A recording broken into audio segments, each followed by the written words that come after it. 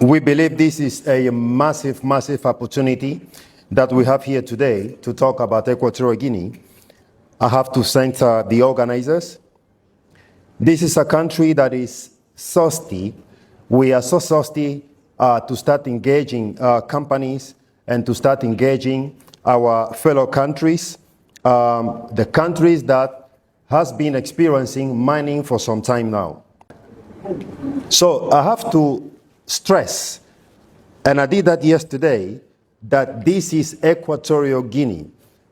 And I'm saying this because we have a very long tradition on being confused with other countries, on being confused with Guinea, Conakry, which is a French-speaking country in Africa, Guinea, Bissau, which is a Portuguese-speaking country, and Papua New Guinea, which is not in Africa, which is an English-speaking country. This Equatorial Guinea I'm talking about, it's a Spanish-speaking country. And this is very important because I need to make sure that people know that when it comes to infrastructure, we are not on the list of countries that are lacking state-of-the-art roads.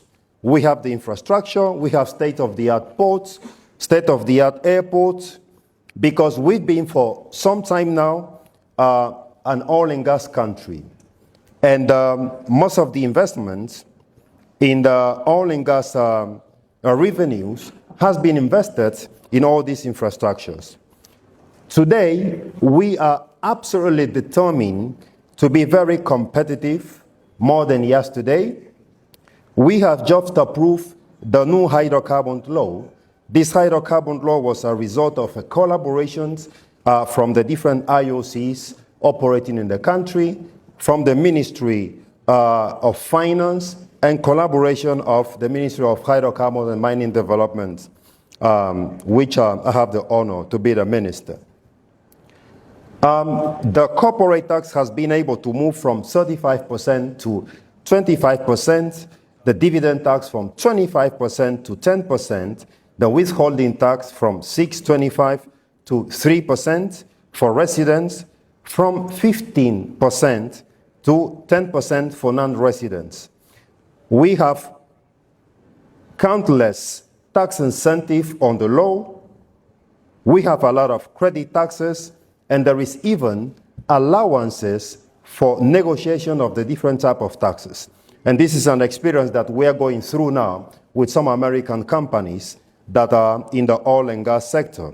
Although the law already set some of the taxes, but we are still negotiating those taxes for some contracts. The hydrocarbon law today, it's also under revisions. The hydrocarbon law has been reviewed by the oil companies in the country and is being under revision now by an international consultants to make sure we have the most competitive hydrocarbon law in place. So this is to show that we are very determined to be competitive today more than yesterday. I'm going to talk a little bit about the mining law, which is also under revisions. Today, we have in the country a lot of oil and gas companies operating in the country, most of them Americans. We have ConocoPhillips in the country, Chevron, as you know, in the country. ExxonMobil was recently in the country, operated in the country for more than 30 years. We have the state oil company, Equatorial. We have Sonagas, Cosmos Energy, Trident, and so on. And I'm mentioning this to let you know that we have an experience with investors. We've been experiencing investors for some years now, and we've been progressing together. This is why I'm talking about oil and gas, to show that we have been engaging investors for many years now, and we are ready to engage investors from the mining sector.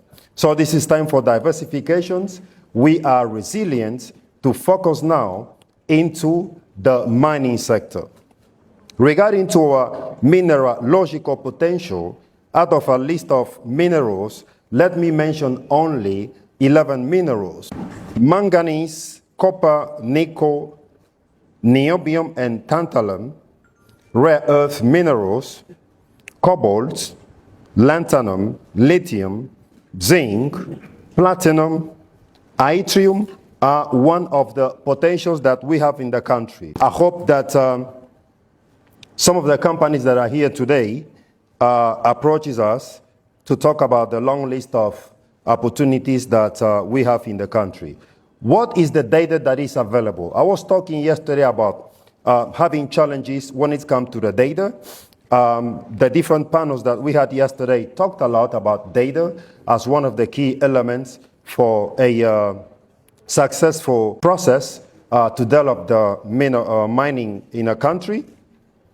Today, we have in our data room information that is dated back to 1974.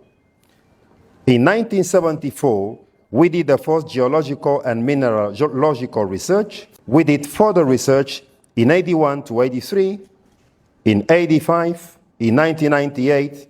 Between 2010 and 2012, the company called Fugro, which is known by many of you, and Brilliant Resources Limited, they did the electromagnetic, magnetic, and gamma ray spectrometry survey in the country. In 2012, a company called Bright Sports and RPS did a technical review of the geological data over the mainland. As you know, Equatorial Guinea is one part mainland, and the other part it's an island. The database of Equatorial Guinea, it's based in London. This is a state database that is in London, also in Dubai, and also in Equatorial Guinea in Malabo. The information that we have today available in our database, it's comprised of chemical analysis, more than 500 files of chemical analysis, more than 3,000 maps, more than 200 files of mineralogical analysis, geochemical reports, geological reports, geophysical reports, prospecting reports, and fieldworks, about more than 2,000 fieldworks. And today, and this is the most important thing I was talking about yesterday, we are under negotiations with a UK company for an airborne geophysical acquisition that we believe is going to attract investors. Regarding to the mining law, by end of the year, one of the most competitive mining laws around is what we are working on right now. After some few revisions with some of the countries, the law is now going under revision by an international consultant. This law will capture aspects showing regulation and security of land and license tenure, aspects showing a clear legal framework and stability, like transparent public tender processes for granting mining rights, in combination with the direct negotiation processes that I was talking about yesterday. International arbitration clauses for dispute resolutions, reinforcing legal predictability. Flexible contract negotiations and tailored terms are also in place. Fiscal and contractor stability clauses are included to protect against future tax and regulatory changes. Obviously, capital repatriation rights are also in place.